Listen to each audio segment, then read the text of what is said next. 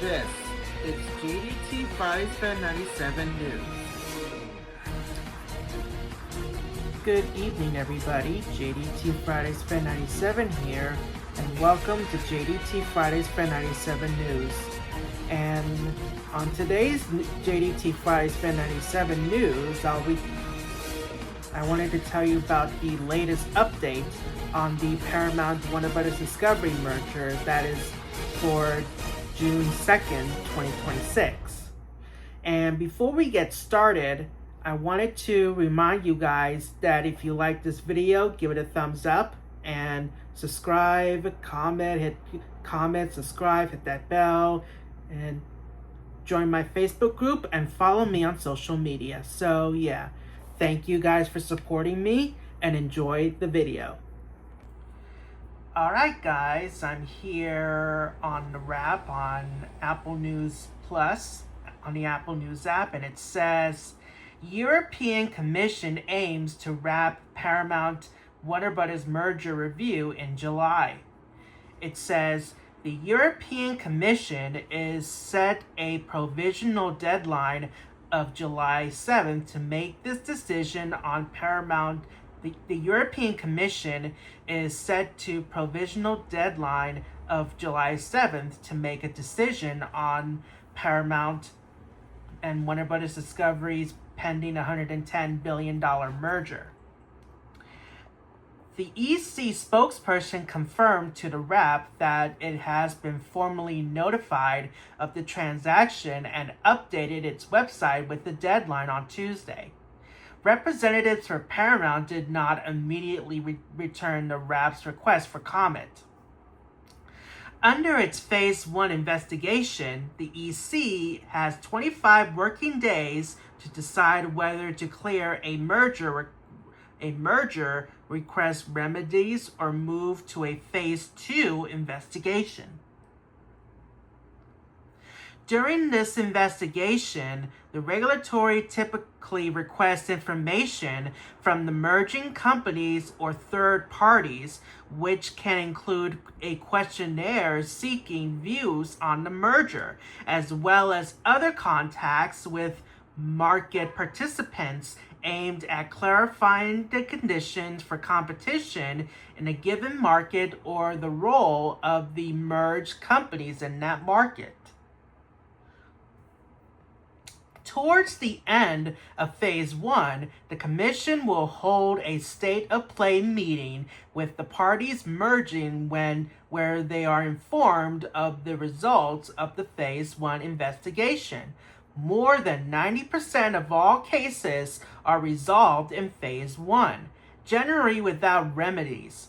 If there are competition concerns, companies can offer remedies which extends the Phase 1 deadline by 10 working days. If the investigation moves to Phase 2, the EC will conduct more extensive information gathering, including companies' internal documents, excessive economic data, and more detailed questionnaires to market participants and/or site visits. A Phase 2 investigation could last up to 90 working days, with the possibility of further extensions of 15 or 20 days, or even that timeline freezing until missing information is supplied, and would result in the merger being cleared with or without remedies or being blocked. If remedies are accepted, they become binding upon the companies. An independent trustee is then appointed to oversee compliance with these commitments. The update comes as the deal, which has already been approved by shareholders, is on track to close by the end of the third quarter, though Paramount is internally hoping to close the merger as early as July. In addition, to the EC, regulators in the UK are reviewing the deal with a deadline for public comments closing at the end of April. Paramount has also asked the FCC to approve its foreign investment in the deal, with those investors set to account for 49.5% of the equity of the combined company, and met with the U.S. Department of Justice officials to discuss the transaction. The Department of Justice Hart-Scott-Rodino review period expired in February, though the regulator can still get involved at any time in the process. In addition to federal and international regulators, a group of U.S. state attorneys general led by California's Rob Bonta are also reviewing the deal and weighing whether to take legal action against the merger.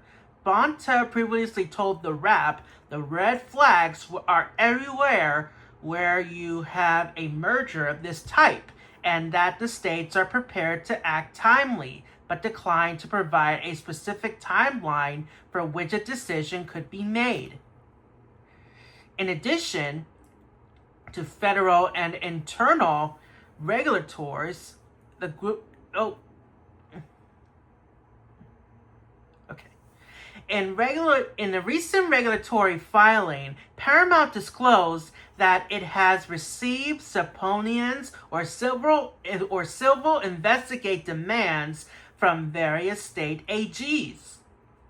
That focus on the investigation by the Department of Justice and the competitive effects of the merger. It does not disclose which or how many state AGs sent subpoenas.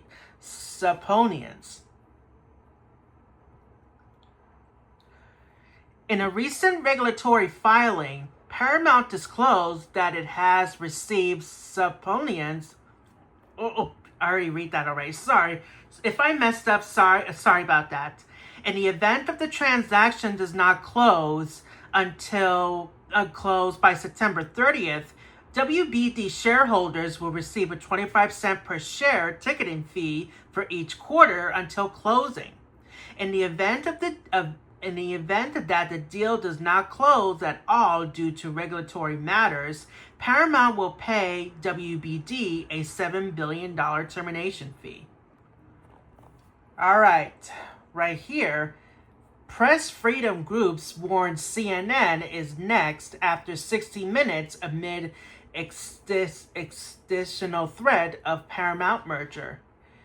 A group of 9 press freedom advocacy groups on Tuesday warned that the impending Paramount merger with Warner Brothers represents an existential threat to the free press, independent media, and free speech, suggesting CNN would be the next to suffer the drastic firings and turmoil that 60 Minutes have been going through in recent days.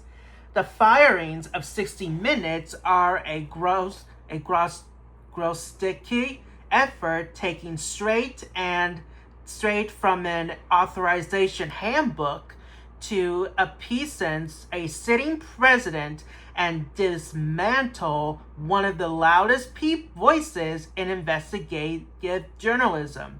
The group wrote in a joint letter sent to The Wrap, "This is only the beginning."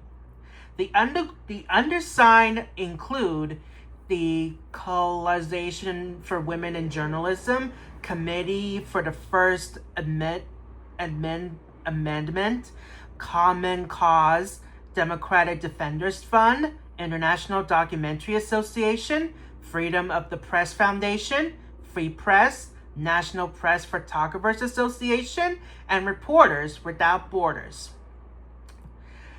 The letter was sent a day after reports that 60 Minutes corresponding Scott Penney,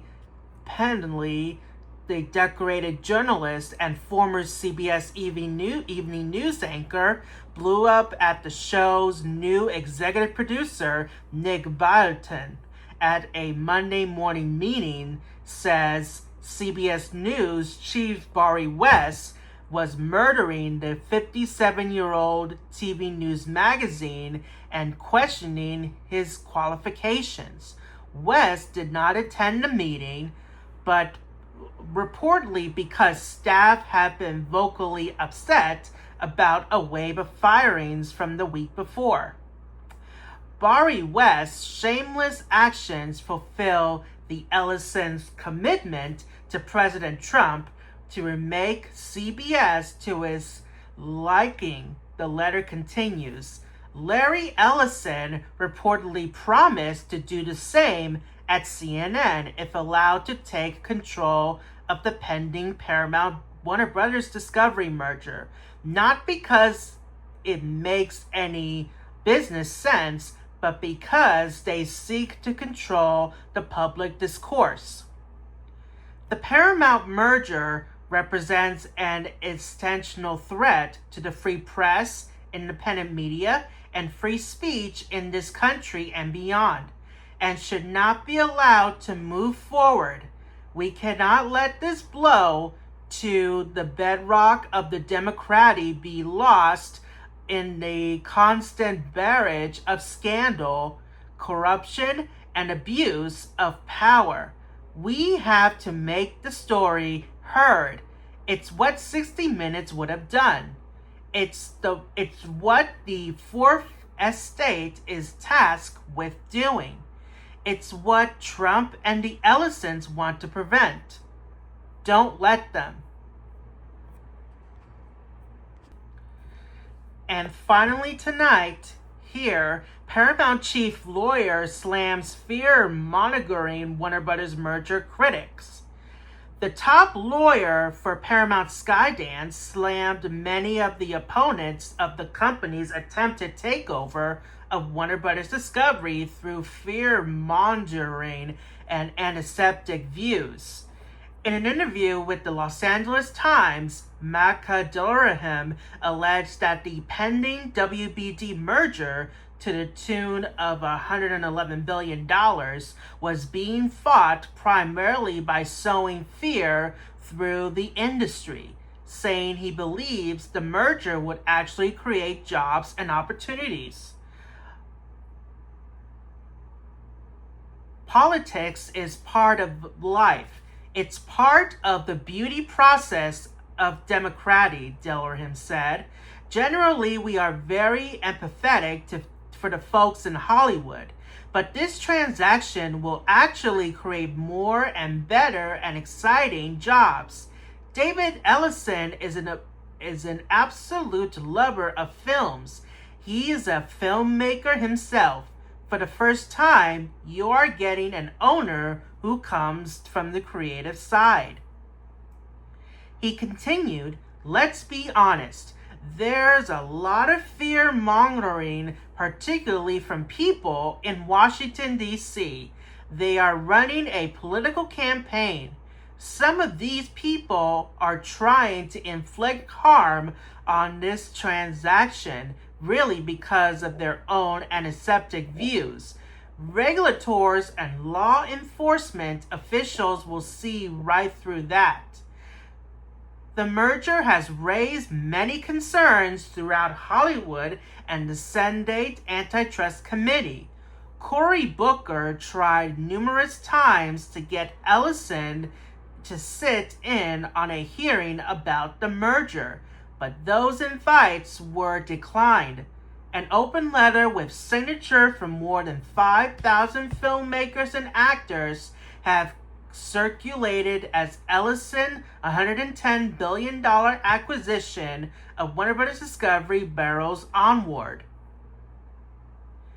We are deeply concerned by indications of support for this merger that prioritize the interest of a small group of powerful stakeholders over the broader public good, the letter read.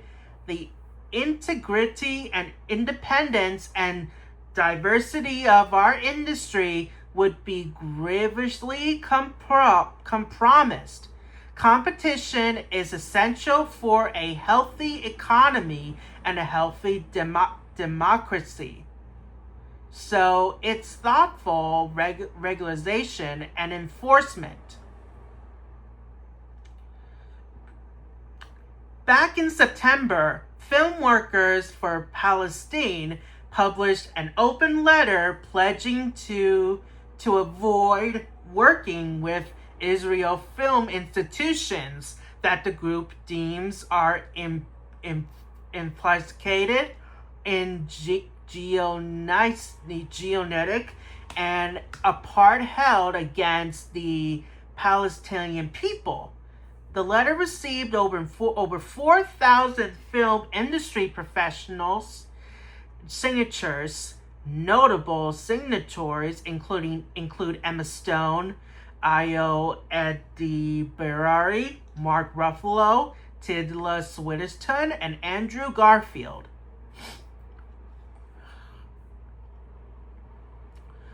Back in September, film workers for Palestine published an open letter. Oh, I think I read that already. Sorry.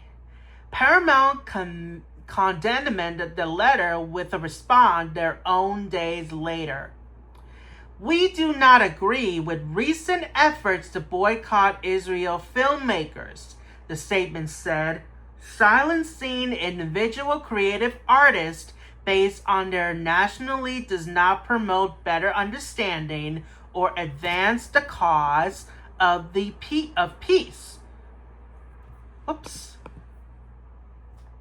The global entertainment industry should be encouraging artists to tell their stories and share their ideas with audiences throughout the world. We need more engagement and communication, not less. Alright guys, I hope you enjoyed this edition of JDT Fridays Fan97 News. And sorry if I'm sniffling too much. I do apologize. And I do apologize for repeating something that I just forgot about, that I just did a bit, and I do apologize. And so yeah. And as always, if you like this video, give it a thumbs up and comment, subscribe, hit that bell, join my Facebook group, and follow me on social media. So yeah. Thanks for watching, guys. Until the next video, this is JDT Fridays Fan97 saying this is your JDT Fridays Fan97 news.